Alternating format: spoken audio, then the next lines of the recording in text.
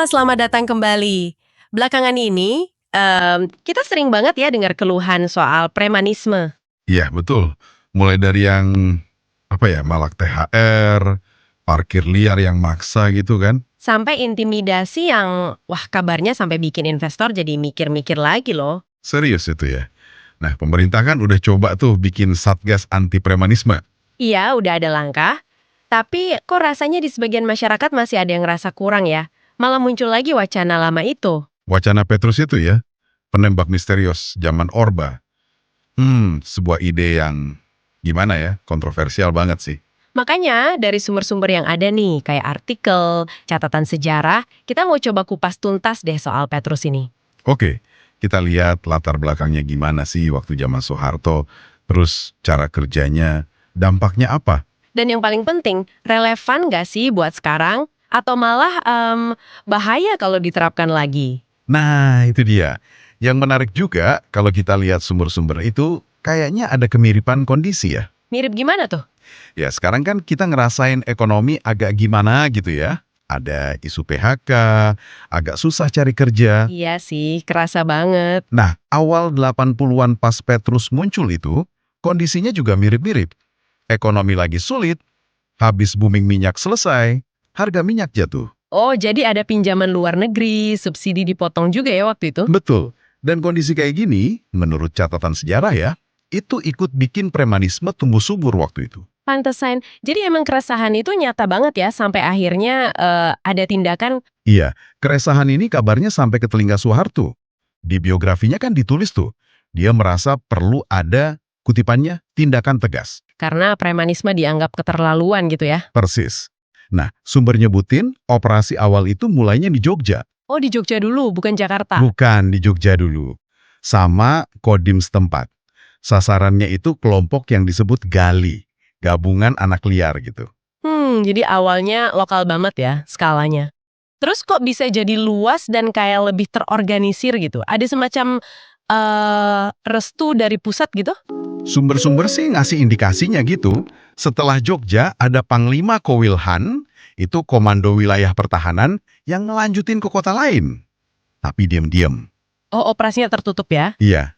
Terus langkah penting berikutnya, ini yang kayaknya nunjukin ada dukungan pusat, walau mungkin nggak terang-terangan, itu ada rapat koordinasi. Rapat siapa tuh? Petinggi keamanan di bawah Pangkop Kamtib waktu itu, Laksamana Sudomo. Nah, di rapat Januari 83 itu diputusin operasi celurit di Jakarta. Operasi celurit. Wah, namanya aja udah serem ya. Tujuannya apa tuh selain nangkepin? Gak cuma ningdak, tapi juga ngumpulin data. Inventarisasi nama-nama pelaku premanisme. Inventarisasi. Jadi kayak dipilih gitu ya targetnya. Gimana sih mekanismenya kalau kata sumber-sumber itu? Jadi gini, berdasarkan laporan sama wawancara saksi sejarah nih ya, nama-nama itu dikumpulin. Ada dari laporan warga, terus disaring lagi sama intelijen. Oke, terus diapain nama-nama itu? Ada yang dipanggil disuruh bikin KTL, kartu tanda lapor. KTL. Fungsinya apa tuh? Ya semacam pendataan gitulah. Nah masalahnya, yang nggak mau lapor atau dianggap nggak memenuhi syarat, itu risikonya jadi target operasi berikutnya. Dan operasi ini wah, dari yang digambarin di sumber, ciri khasnya ngeri banget ya. Ngeri banget. Polanya itu konsisten banget yang dilaporin. Korban ditemuin ada luka tembak, biasanya di dada atau kepala, atau bekas cekikan. Terus ditemuinya di mana? Seringnya sengaja ditinggalin di tempat umum, pinggir jalan, kali, pasar. Katanya sih buat shock terapi. Istilah ini konon dipakai Soeharto sendiri buat nunjukin negara itu wah kuat gitu. Biar pada takut ya. Terus targetnya siapa aja? Cuma preman aktif? Nah itu dia masalahnya. Awalnya mungkin preman, gali gitu ya. Tapi lama-lama meluas. Orang bertato, atau yang punya catatan kriminal masa lalu. Padahal mungkin udah pensiun gitu. Wah, nggak pandang mulu dong ya jadinya. Bisa dibilang gitu. Akibatnya, ketakutan masyarakat itu jadi bergeser. Udah bukan takut sama preman lagi, tapi malah takut sama aparat. Sama Petrus itu sendiri. Istilah Petrus ini kan munculnya di media waktu itu. Gila sih, skalanya berarti besar ya. Dan ini semua tanpa pengadilan sama sekali. Sama sekali nggak ada proses hukum. Angka resmi sih nyebutnya ratusan ya, antara 83 sampai 85. Tapi ada studi lain kayak dari David Burchier, itu ngiranya bisa ribuan. Bahkan ada yang bilang sampai 10.000 orang. 10.000 itu pembunuhan di luar hukum skala besar dong. Iya, extrajudicial killing gede-gedean. Pelakunya siapa? Gak pernah ketahuan. Diduga sih orang terlatih, yang geraknya atas perintah. Tapi masa sih waktu itu nggak ada yang protes sama sekali? Diem aja gitu semua? Ada kok ada. Di satu sisi, ya pejabat kayak Ali Murtopo, Yoga Sugama, itu ngebela. Katanya demi keamanan lah, demi ketenangan rakyat. Alasan keamanan ya. Tapi kritik keras juga banyak. Tokoh kayak Adam Malik kan bilang, kita ini negara hukum, bukan tembak-tembakan. Pengacara Adnan Buyung Nasution malah nyindir. Kalau cara gini dibenerin, ya udah bubarin aja pengadilan. Kena banget tuh sindirannya. Terus akhirnya gimana? Operasinya akhirnya dihentiin sekitar tahun 85. Nah, jauh setelah itu, baru tahun 2012, Komnas HAM nyatain ini sebagai pelanggaran HAM berat. Oke. Jadi balik lagi nih ke pertanyaan awal kita setelah ngelihat sejarah kelam ini dari sumber-sumber yang kita punya. Perlu nggak sih Petrus dihidupin lagi buat ngatasin premanisme sekarang? Kita bisa ngerti sih godaan buat cara instan, mungkin karena ya frustrasi sama hukum yang rasanya lambat atau gimana gitu kan. Rasa frustrasi itu valid sih.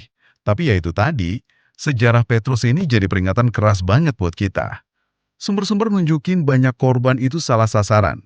Cuma gara-gara tampang, tato, atau catatan masa lalu. Nggak ada kesempatan bela diri, nggak ada pengadilan. Betul, negara malah jadi sumber teror baru. Ngebuka lagi pintu kayak gini, risikonya gede banget. Bisa-bisa malah jadi kesewenang-wenangan yang lebih parah. Jadi solusinya bukan niru masa lalu ya, tapi justru nguatin sistem yang ada sekarang. Kayaknya sih arahnya ke sana ya, kalau kita refleksi dari sumber-sumber ini. Kuatin penegakan hukum yang adil, transparan, akuntabel.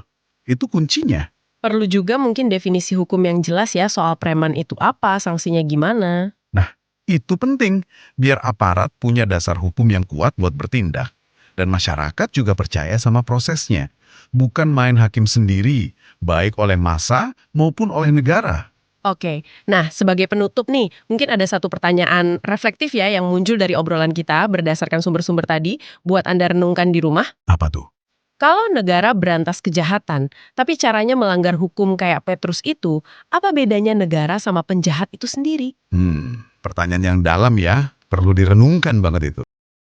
Bijak, besar. Bijak, besar. Bijak, bestari.